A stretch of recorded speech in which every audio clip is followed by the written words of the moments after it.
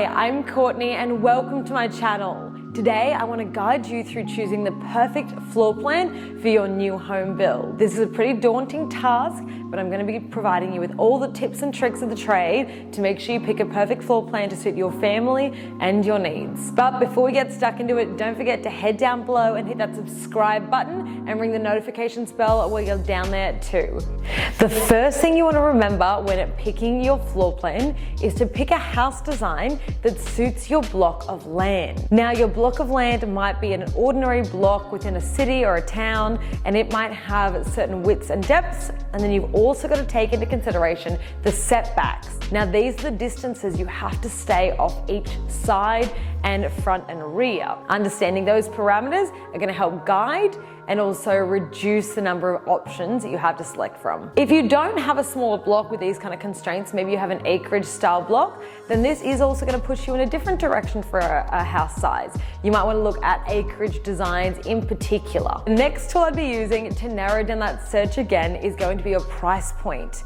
Having a chat to a mortgage broker before you get started is a really good idea. This is going to help you reduce those options and really focus in on what's going to suit your budget. When you're picking a floor plan, make sure you give yourself a good healthy buffer between what you actually finally want to spend or what you're pre-approved for, and then what you're actually going to spend on the floor plan, because you want to give yourself room to move with things like the facade and the inclusions that I mentioned earlier. Once you understand how much you can spend on your new home build, then I would highly recommend coming out and visiting display homes just like this one that I'm in here. This is the San Marino Manor 16 by McDonald Jones Homes on display at Marsden Park. I will leave a link up above here now for you for the full display home tour of this particular property, which is pretty stunning. The next item that I want to run through with you is going to be your family configuration. Now, this is really going to guide a lot of your decisions. The first thing to think about is the number of family members you're going to have sleeping in the house. Do you have children? Do you have parents that come and stay with you often, or relatives that fly in and stay with you for part of the year? I've got lots of clients that have different family configurations, and this really does guide those number of bedrooms. With your family configuration, you also want to think about the age of your children if you have kids at home. If you have young kids, do you want their bedrooms right near your master suites, they're close by? Or on the other end of the spectrum, do you have older kids and you want the bedrooms separated from the master suite for them to have their own privacy and own space? This is really going to guide the proximity of the bedrooms to the master suite. Another family member you don't want to forget is your pets. If you've got a dog, especially if you've got a large dog, then you might want to have a bit more yard space out the back. Your lifestyle is going to be the next major point you want to chat through with your partner and understand what you want to use the home for. If you're working from home, like a lot of people do these days, then a home office or at least a study nook might be really critical for your lifestyle. Do you like entertaining and having guests over?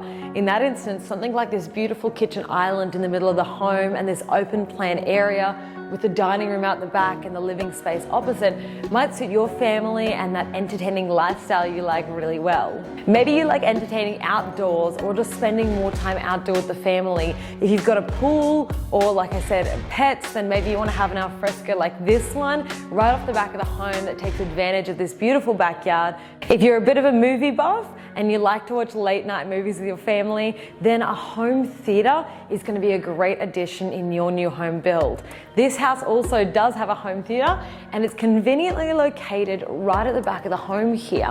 Another item to consider if you have young children is something like a children's activity room. This home does have a separate children's activity space, but it also has that home theater that you could use as a children's activity if you didn't want to use it as a theater. So there is a lot of versatility depending on the floor plan you choose. You also want to keep in mind when choosing a floor plan that it's going to be something you can grow into over time.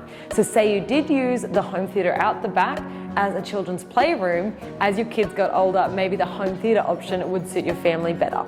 A critical question that you're going to want to ask yourselves right at the start of this process is if you prefer living in a single story or a double-story home. Double-story homes are often going to be the more expensive option, but they will leave you with more yard space and more room around the house. Typically, they do require you to have a larger setback from the sides, so that way you don't overshadow your neighbors, but maybe you want larger side access anyway. Two-story homes will also provide a slightly different lifestyle in that most of the time, the bedrooms are all upstairs and all of the living space is then downstairs, really providing that separation between your living and your sleeping quarters.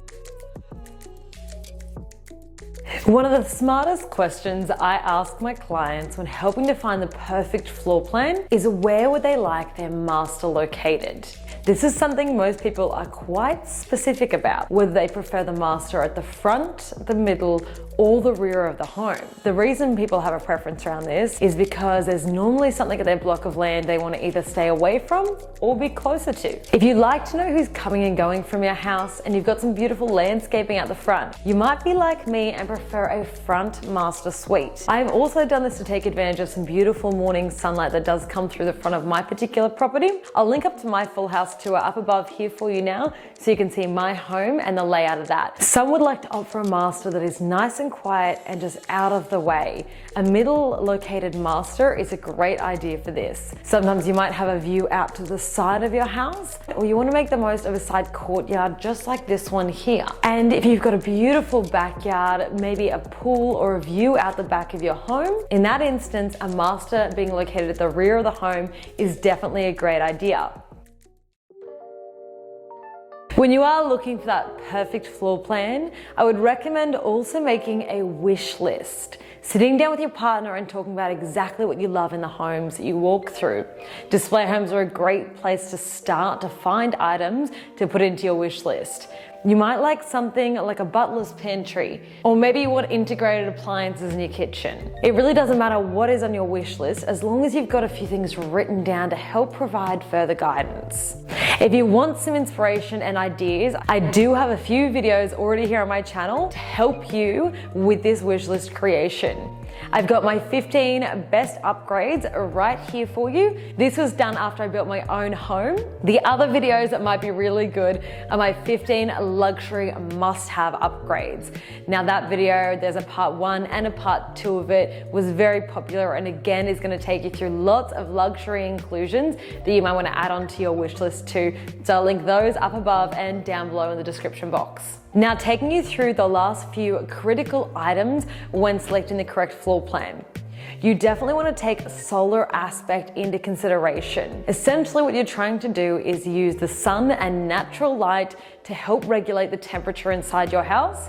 And you also want to make sure that you don't use it in the incorrect way to make your house too hot in the summer or cold in the winter. So make sure you chat with your build and design consultant about the solar aspect of your particular block of land to make sure the house is suited and working with those requirements. Now the last item I want to step into is some critical items that you shouldn't forget for maintaining your resale value. Don't forget about these when you're making changes to your floor plan or in your wish list as well. Things like having a bath in your home are really great for resale if someone has small children. Another item that's great for resale is having an external laundry door. And my last one is to have 2 sinks in your ensuite. Now, many people love having both the sinks there so that them and their partner can get ready at the same time in the morning. Thank you so much for sticking around all the way till the end. If you liked this video, don't forget to hit that subscribe button just down below, the red one there. And I will see you on the next video. Bye for now.